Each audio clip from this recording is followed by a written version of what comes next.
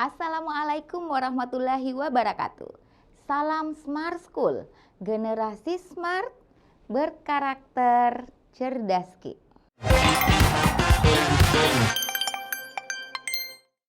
Apa kabar anandaku semua?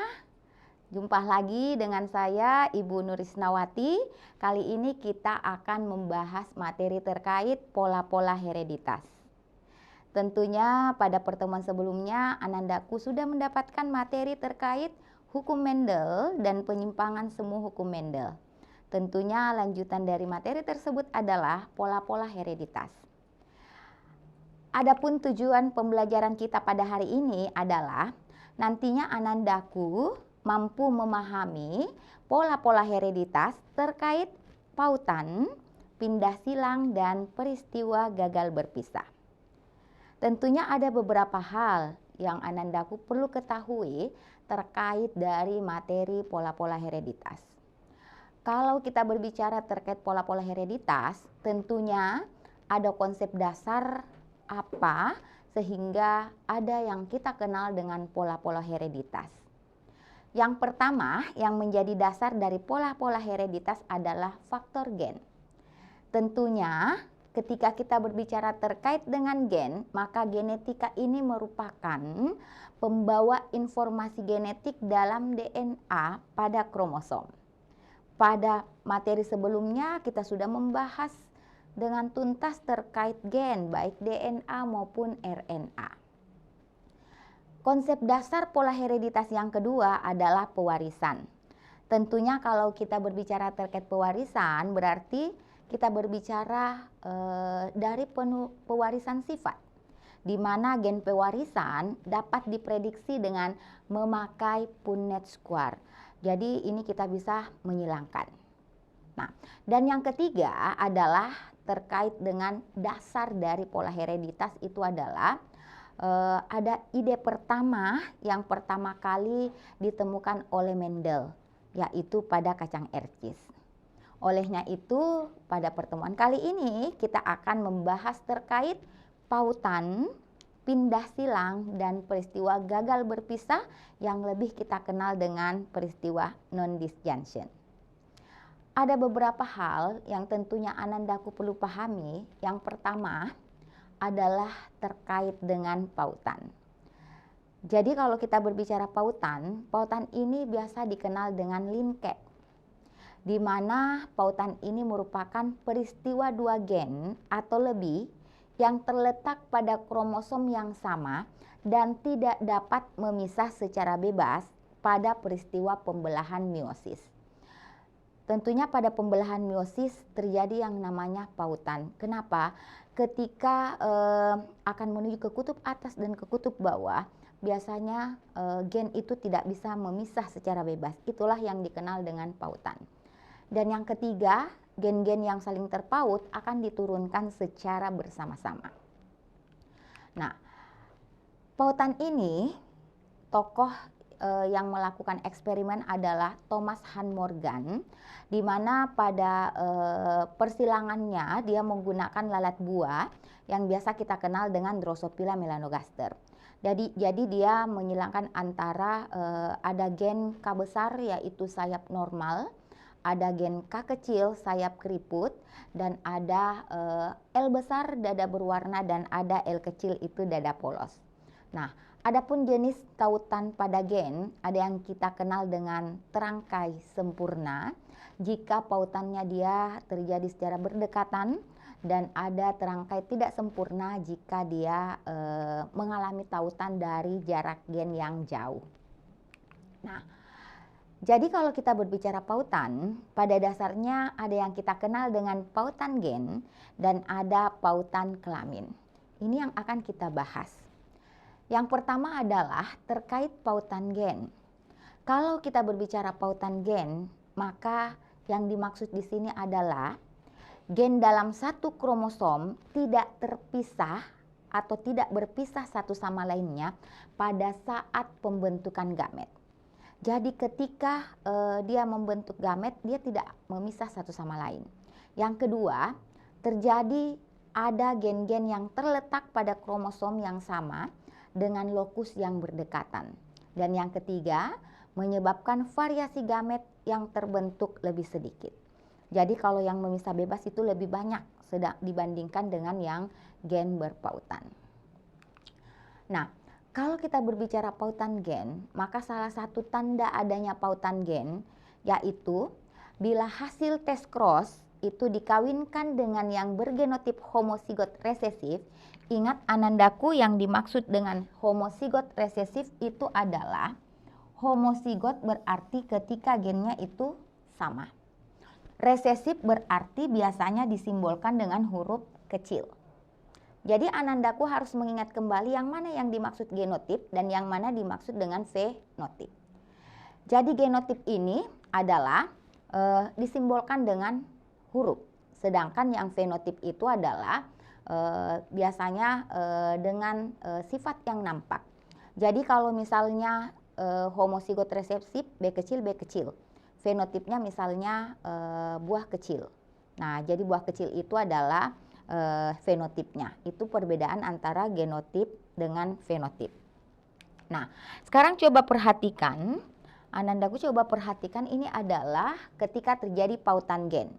Jadi bila gen A besar dan B besar adalah alel bebas, lihat, kita mau melihat perbedaan antara alel bebas dengan yang berpautan. A besar, B besar adalah alel bebas.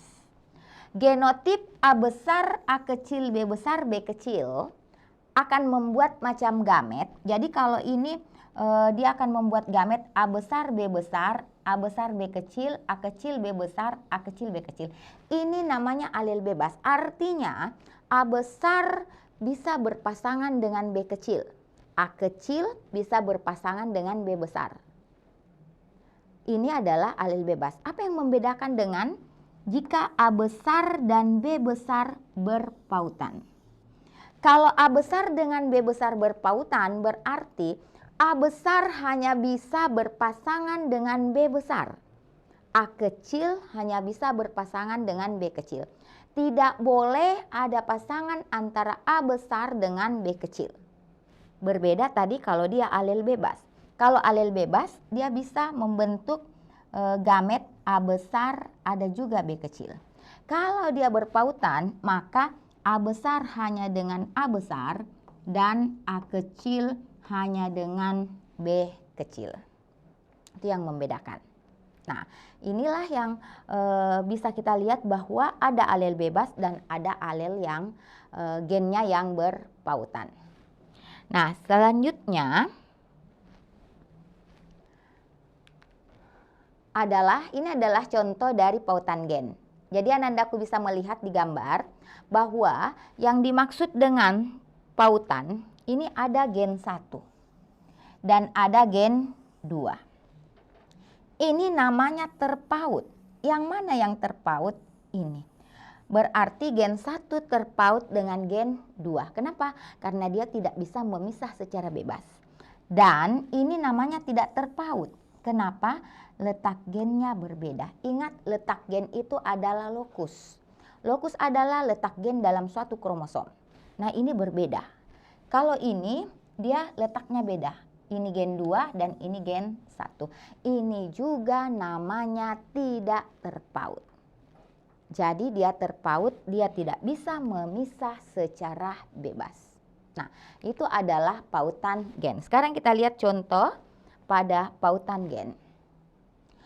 Pada persilangan lalat buah atau Drosophila melanogaster, sayap panjang dominan lebar disilangkan dengan lalat buah Drosophila melanogaster, sayap vestigial dan abdomen sempit. Ini adalah parentalnya. Jadi ingat, parental itu adalah tetuanya. Jadi sayap panjang, abdomen lebar. Disilangkan dengan lalat buah sayap vestigial, abdomen sempit. Maka dia tentukan gametnya V besar dengan A besar dan V kecil dengan A kecil. Jika disilangkan, maka kita lihat lagi soalnya, dan gen yang membawa sifat sayap vestigial dan abdomen sempit juga saling terpaut. Berarti sempit dengan vestigial itu terpaut. Lebar dan panjang itu juga terpaut. Berarti V besar hanya bisa dengan A besar, V kecil dengan A kecil. Nah, ini kita silangkan. Maka tentunya akan menghasilkan V besar, A besar, V kecil, A kecil, V besar, A besar, V kecil, A kecil. Sehingga itu akan menghasilkan ada sayap panjang sebanyak 3/4, 3 dari 4. Dan ada yang sayap pendek abdomennya yang sayap vestigial abdomennya sempit. Nah, itu adalah pautannya. Kenapa? V besar terpaut dengan A besar. Begitu pula V kecil terpaut dengan A kecilnya. Jadi dia yang nampak sifatnya itu adalah yang pautannya. Oke, sekarang kita lanjut di pautan kelamin. Kalau kita berbicara terkait dengan pautan kelamin, tentunya yang pertama ada yang kita kenal dengan pautan seks pada lalat buah. Tentunya lalat buah ini adalah Drosophila melanogaster. Morgan membuat beberapa hipotesis dalam penelitiannya mengenai lalat buah, yaitu yang pertama, faktor warna merah dominan terhadap putih. Gen resesif yang menentukan warna putih hanya memperlihatkan pengaruhnya pada lalat buah yang jantan. Berarti lalat buah jantan yang bermata putih. Nah, sekarang kita lihat di sini. Berarti kalau ini adalah M kecil ya. Nah, gen yang menentukan warna mata pada lalat buah terpaut pada kromosom X. Dan dia katakan bahwa gen resesifnya itu warna putih. Ingat kalau gen resesif berarti disimbolkan dengan huruf kecil. XM besar disilangkan dengan XM kecil Y. Nah, sekarang kita lihat misalnya XM besar itu disilangkan dengan XM kecil Y. Maka akan menghasilkan turunan. Nah, perhatikan akan menghasilkan turunan yang ini XM besar, XM kecil. Lihat XM besar, ini XM besar, XM kecil.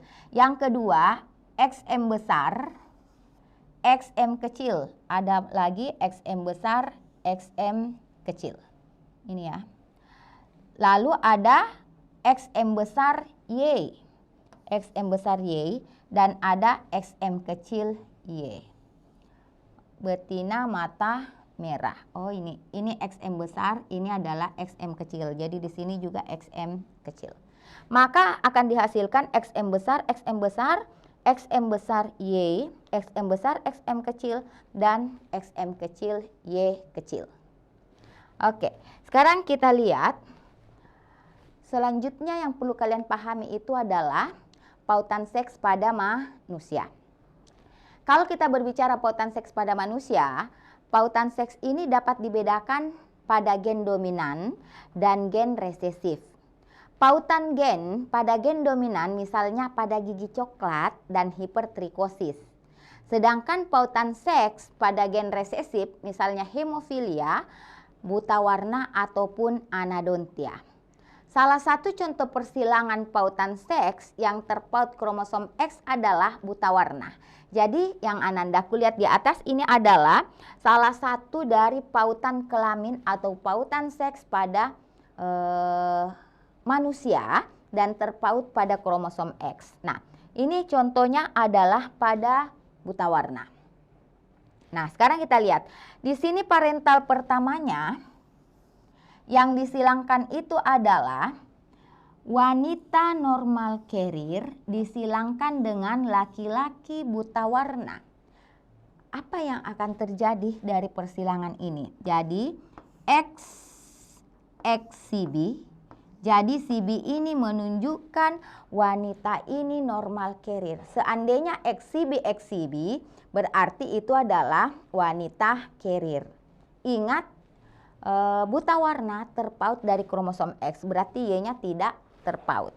Ini disilangkan dengan XCBY. Maka akan menurunkan turunan XXCB. Yang mana XXCB? Nah, sekarang coba perhatikan. Jadi XXCB, maka ini yang dihasilkan. Berarti itu adalah wanita carrier. Yang kedua adalah XCB, maka ini adalah XCB. Dan yang ketiga adalah XY. Baru XCBY. Maka dia menghasilkan turunan yang pertama XXCB itu ada satu, itu adalah wanita carrier. XCB itu adalah wanita buta warna. XCBY adalah laki-laki normal dan XCBY itu adalah laki-laki buta warna. Kalau dikatakan dia carrier berarti dia adalah normal tetapi bisa mewariskan pada turunannya. Jadi kalau misalnya ada anak perempuan buta warna berarti bisa berasal dari bapaknya yang buta warna dan ibunya yang buta warna ataupun ibunya yang carrier. Tetapi kalau laki-laki buta warna berarti dia memperoleh gen buta warna dari ibunya. Nah, itu terkait dengan pautan kelamin yang terpaut pada kromosom X.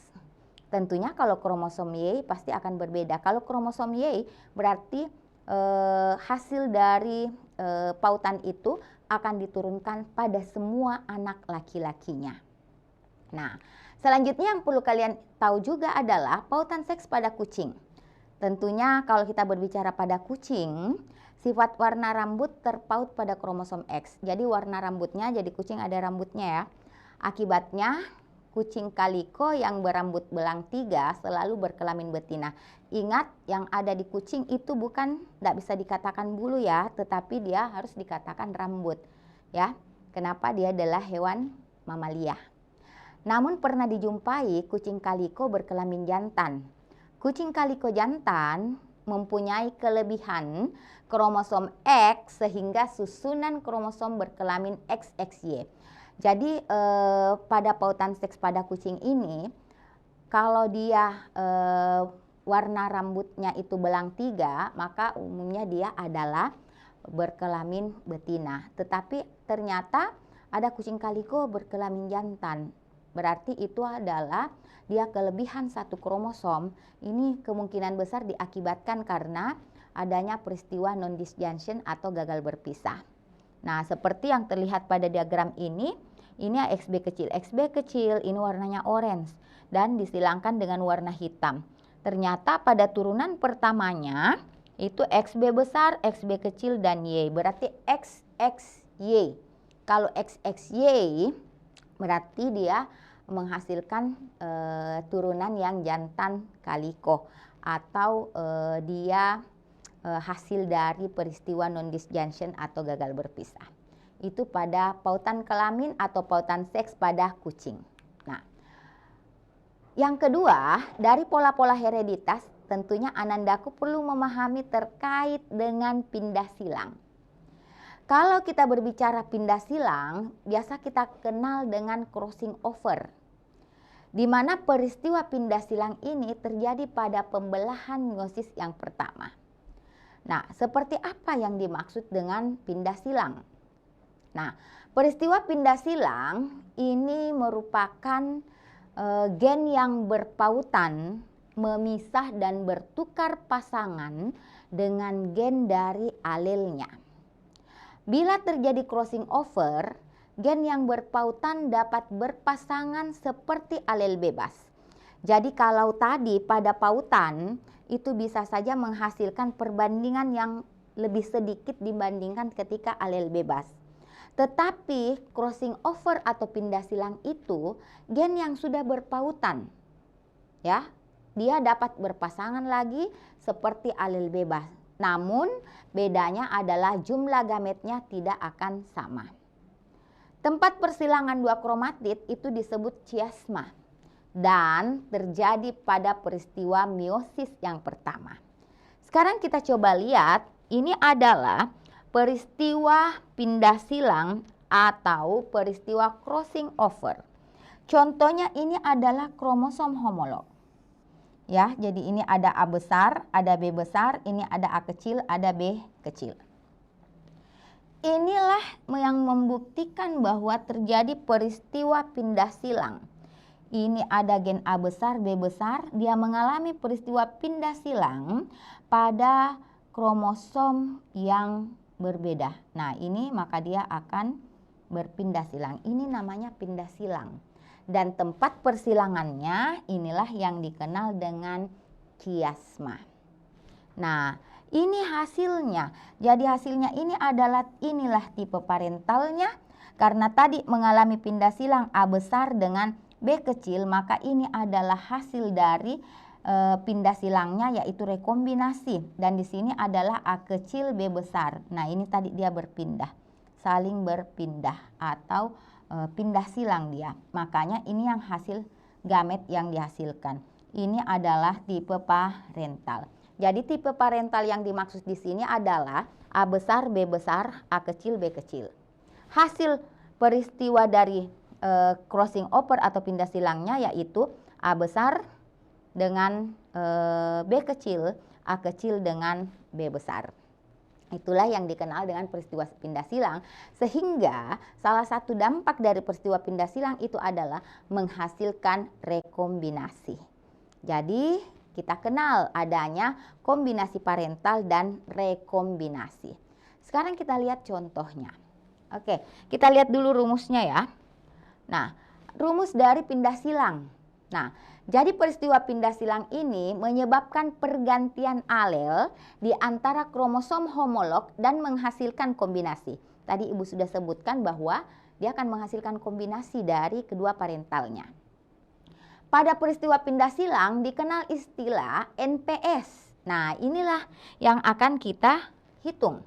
Jadi NPS itu adalah nilai pindah silang yang merupakan angka yang menunjukkan persentase kombinasi baru yang dihasilkan akibat terjadinya pindah silang. Nah, rumus NPS atau nilai pindah silang adalah jumlah RK atau rekombinasi dibagi dengan jumlah rekombinasi ditambah jumlah kombinasi parental itu dikali 100. Jadi RK rekombinan itu adalah individu yang merupakan rekombinasi dari kedua induknya. Tadi kita lihat bahwa dari peristiwa pindah silang itu akan menghasilkan yang namanya rekombinasi. Sedangkan KP itu adalah kombinasi parental. Itu adalah individu yang sama dengan salah satu induknya. Jadi sama fenotip induknya. Itu yang dimaksud dengan kombinasi parental. Sekarang kita coba lihat contohnya. Ini adalah contoh peristiwa pindah silang. Diketahui H besar itu adalah warna hitam. Ini adalah H kecil ya. Ini adalah H kecil. H kecil itu warna abu-abu. P besar itu adalah sayap panjang. Dan P kecil itu adalah, jadi ini H kecil. Dan ini adalah P kecil. Nah, sekarang kita lihat. Tes cross, ingat kalau tes cross berarti kita silangkan antara homozigot resesif. Hitam sayap panjang berarti yang menentukan adalah H besar dan P besar. H besar H kecil, P besar P kecil disilangkan dengan H kecil H kecil, P kecil P kecil. Gametnya adalah H besar P besar. Yang kedua adalah H besar P kecil. Yang ketiga adalah H kecil P besar dan H kecil P kecil. Disilangkan dengan H kecil P kecil P kecil. Ini ada gametnya H kecil P kecil. Nah, sekarang kita lihat. Hitam dan sayap panjang itu adalah parentalnya. Kita lihat yang mana hitam sayap panjang. Apakah ada hitam sayap panjang? Berarti ini adalah KP-nya. Abu-abu dan sayap pendek berarti ini adalah KP-nya. Hitam dan sayap pendek berarti rekombinasi.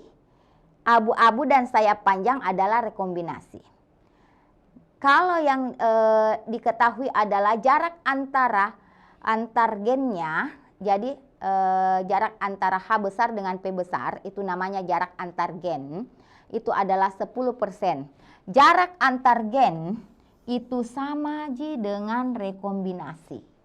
Itu berapa? Adalah 10%. Makanya untuk menghitung KP-nya adalah 100% dikurang 10%, maka hasilnya 90%. Nah, sekarang kita mau hitung rasio fenotipnya adalah. Nah, rasio fenotipnya itu adalah hitam bersayap panjang. Ada berapa hitam sayap panjang? Karena KP dan PKP dan PK-nya perbandingannya 50%, maka hitam sayap panjangnya itu 50 dikali 90. Kenapa? Karena itu 90 adalah kombinasi parental. Hitam bersayap pendek, kalau hitam bersayap pendek itu RK. Tadi ini adalah KP-nya 50%, maka ini 50% dikali dengan 10%. Kenapa? Karena rekombinasinya 10%. Makanya didapatkan 5%. Abu-abu bersayap panjang, kalau abu-abu sayap panjang itu adalah rekombinasi. Maka 50% dikali dengan 10%. Apanya 10%? Rekombinasinya. Dan abu-abu sayap pendek itu 50, sayap pendek itu tadi adalah KP, maka dikali 90 dapatnya 45%. Sehingga bisa disederhanakan menjadi 9:1:1:9. Nah, adapun nilai pindah silangnya sama dengan RK atau jarak antar gennya. Berapa? Adalah 10%. Karena jarak antar gennya tadi sudah disebutkan adalah 10% dan jarak itu adalah sama dengan rekombinasi. Oke. Saya berharap Anandaku bisa memahami, nanti kalian sisa mengulang dengan latihan-latihan soal. Nah, selanjutnya adalah peristiwa gagal berpisah. Kalau peristiwa gagal berpisah, ini adalah gen yang berpautan waktu terjadi crossing over tidak dapat atau dia mengalami gagal berpisah. Gen alel bebas, waktu beranafase, kromosomnya gagal seluruhnya ke satu kutub. Gamet gagal berpisah akan mempunyai yang pertama, gennya yang diploid atau duplikasi. Dan gennya yang berkurang itu dikenal dengan delesi. Jadi ada duplikasi dan ada delesi.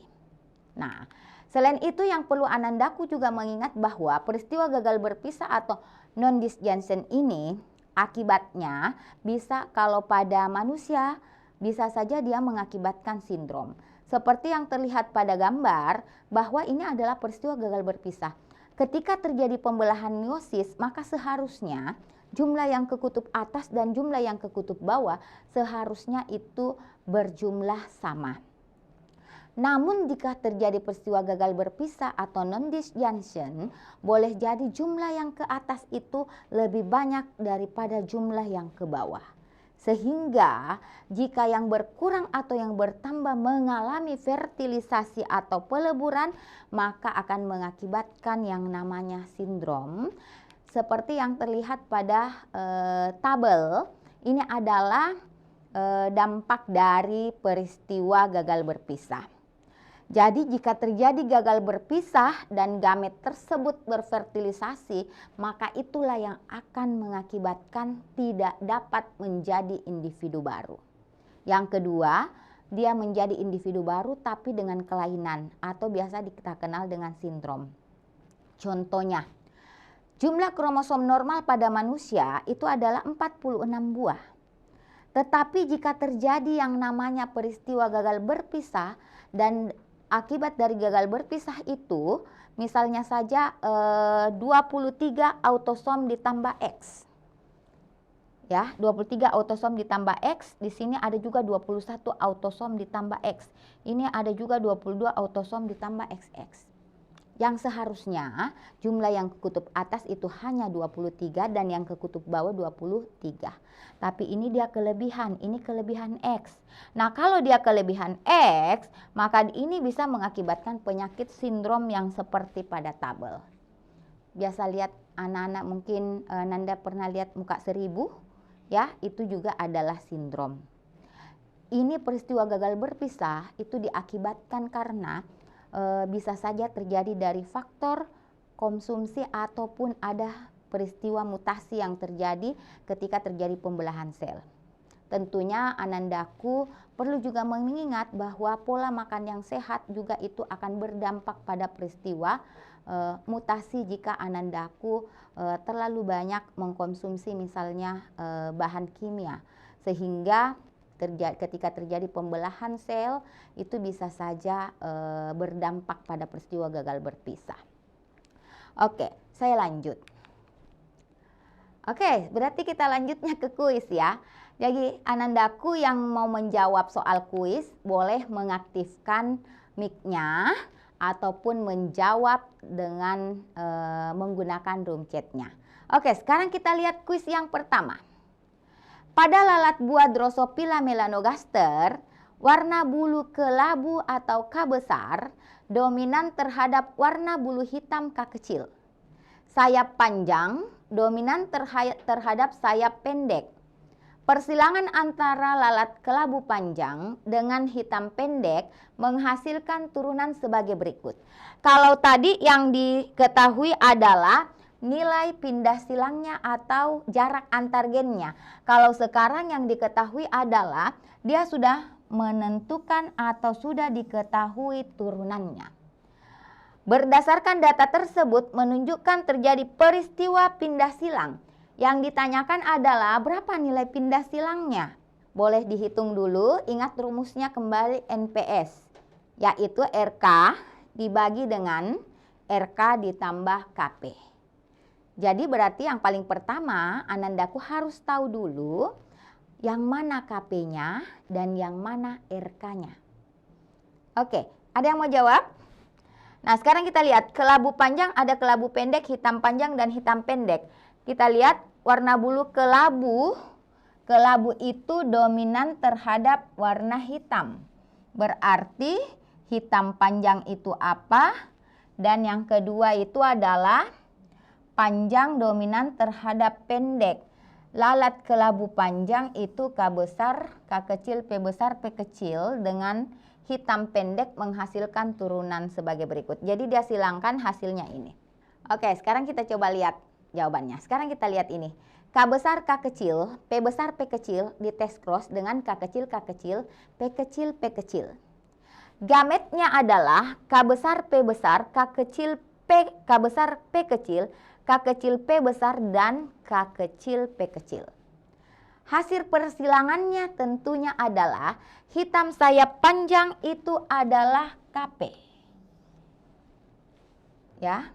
Abu-abu sayap pendek itu adalah KP. KP itu adalah kombinasi parental. Hitam sayap pendek itu adalah rekombinasi. Abu-abu sayap panjang itu adalah rekombinasi. Sehingga kita masukkan ke dalam rumus NPS, yaitu RK dibagi dengan RK ditambah KP dikali 100%. Makanya hasilnya adalah 15%. Makanya untuk kuis nomor 1 itu adalah jawabannya Charlie. Oke, kita lanjut kuis yang kedua. Untuk kuis yang kedua adalah gen mata merah pada lalat buah merupakan gen terpaut pada kromosom X. Ya, ingat mata merah terpaut pada kromosom X. Disilangkan dengan lalat buah jantan mata merah dengan lalat buah betina mata putih. F1 disilangkan kembali, maka F2 lalat buah jantan bermata merah adalah. Jadi yang ditanyakan adalah lalat buah jantan bermata merah. Sekarang kita coba lihat parentalnya. Nah, berarti tadi yang disilangkan adalah lalat jantan mata merah, berarti XM besar Y. Jadi ini XM besar Y.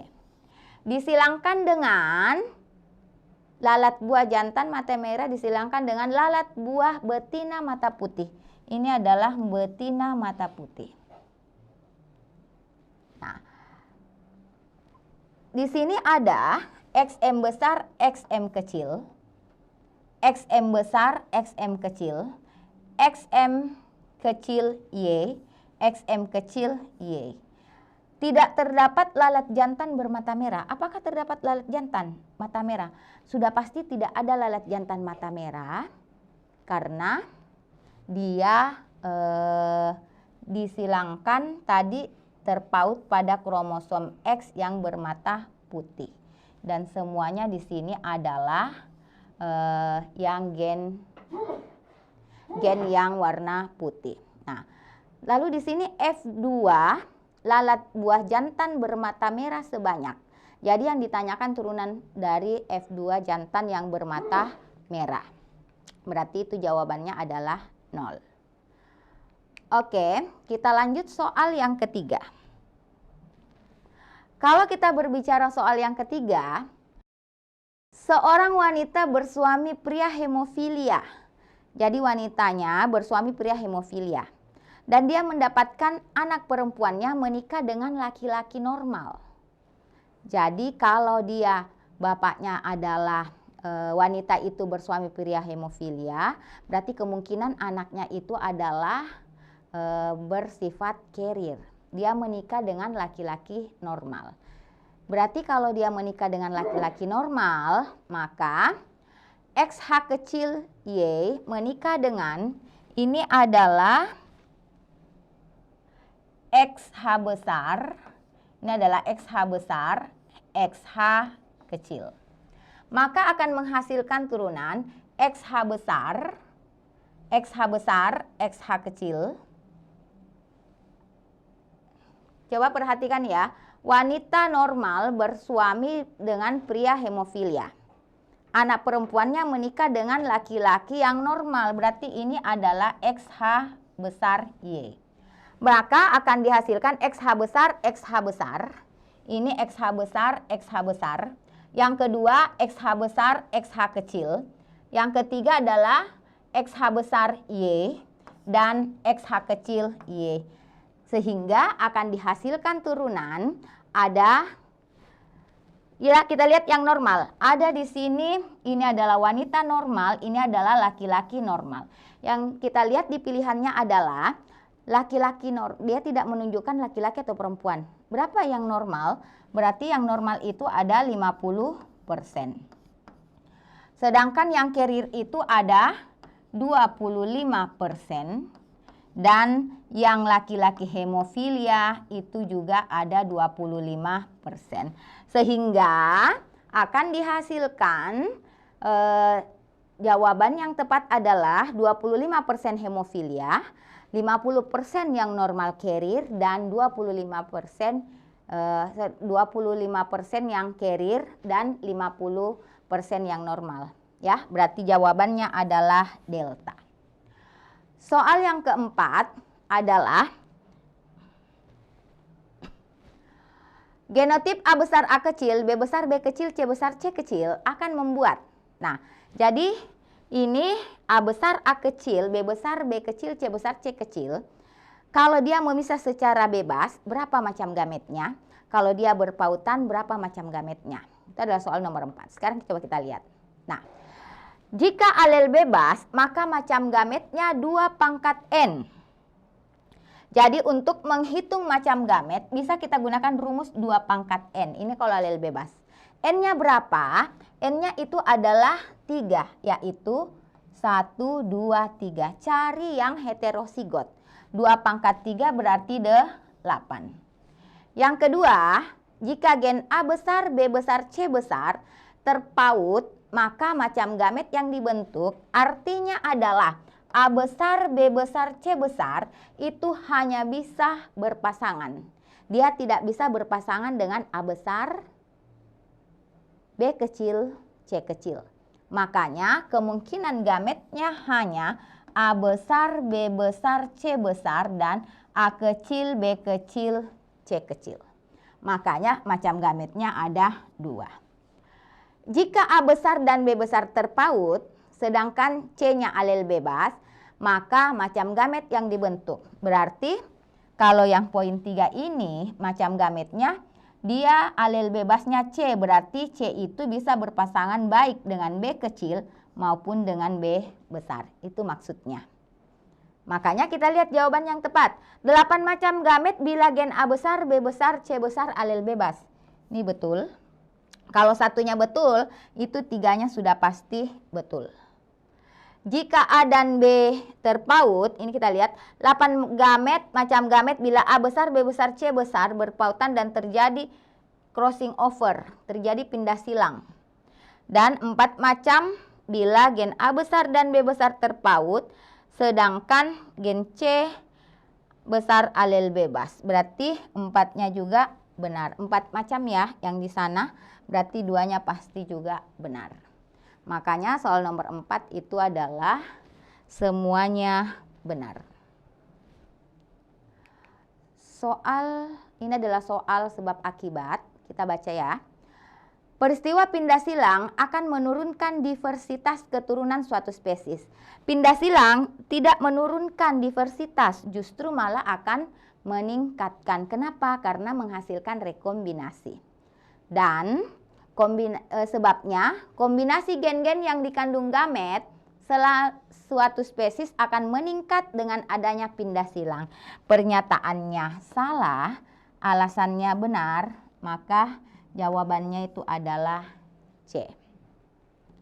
Oke, anandaku semua, berdasarkan apa yang kita bahas pada hari ini, dan tentunya dengan berlatih soal, tentunya akan membiasakan anandaku untuk lebih memahami materi yang kita bahas. Selanjutnya, anandaku bisa men-scan barcode yang ada di layar anandaku semua untuk berkolaborasi dan berdiskusi dengan teman-temannya dan Bapak Ibu guru pendamping yang ada di kelas anandaku semua. Jadi silahkan anandaku scan barcode dan berlatih latihan soal yang ada. Terima kasih atas perhatian anandaku semua. Semoga apa yang Ibu berikan itu dapat dipahami dengan baik. Ibu akhiri pertemuan kita pada hari ini. Semoga anandaku tetap semangat dan belajar dan bekerja keras untuk mencapai kesuksesan. Terima kasih. Wassalamualaikum warahmatullahi wabarakatuh.